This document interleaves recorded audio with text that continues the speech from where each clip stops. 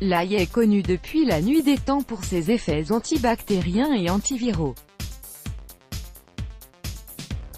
Dans nos cuisines, il aromatise nos plats et peut être utilisé frais ou déshydraté selon nos envies.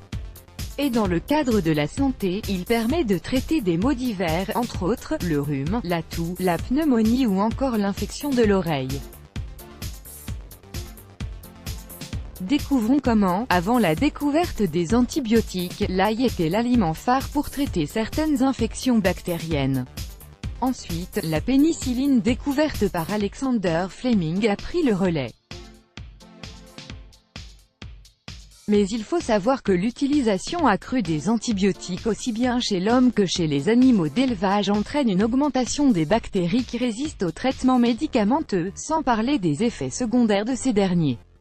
Les bienfaits de l'ail sur la santé faisant partie de la famille des aliacées, il a été prouvé par une étude que l'ail, l'oignon, la ciboulette ou encore le poireau sont des agents préventifs contre les cancers de l'estomac et de l'intestin.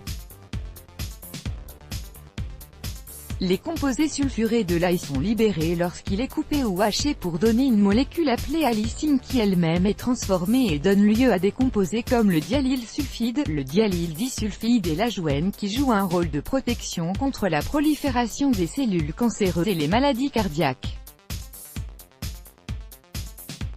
De même, l'ail est riche en antioxydants, comme les flavonoïdes et les tocophérols qui protègent des radicaux libres, source de maladies graves. Par ailleurs, les composés nommés saponines, que l'ail contient permettraient de diminuer le cholestérol sanguin chez l'animal et favoriser une protection contre le risque de maladies cardiovasculaires.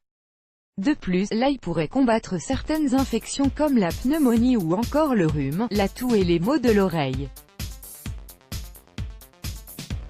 L'ail pour combattre la pneumonie. Dans une étude élaborée par l'Institut de recherche sur la santé et la nutrition en Éthiopie, il a été conclu que l'ail pourrait être utilisé comme un agent antibactérien efficace pour lutter contre le Streptococcus pneumoniae, causant la pneumonie.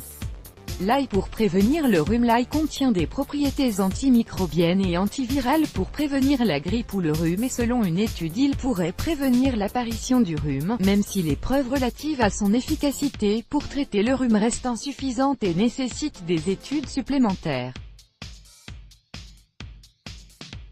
L'ail contre la toux. L'allicine qui est un composé puissant de l'ail permet de combattre les bactéries et virus, ce qui permettrait éventuellement à l'organisme de lutter contre l'infection qui cause la toux. Mais tout comme pour le rhume, l'ail doit être utilisé en matière préventive afin de stimuler le système immunitaire et d'éviter les infections et par conséquent la toux. L'ail pour le mal d'oreille. Selon une étude parue dans JAMA Network, des gouttes auriculaires contenant entre autres de l'ail, Allium sativum, ont permis d'atténuer les douleurs de l'oreille dues à une infection de l'oreille moyenne. Comment utiliser l'ail pour traiter ces maux? Pour ce faire, vous avez besoin de 5 gousses d'ail pelées, 3 cuillères à soupe d'huile de noix de coco, 2 cuillères à soupe d'huile d'olive extra vierge. Préparation: faites chauffer l'huile de noix de coco puis y ajoutez l'huile d'olive ainsi que les gousses d'ail écrasées.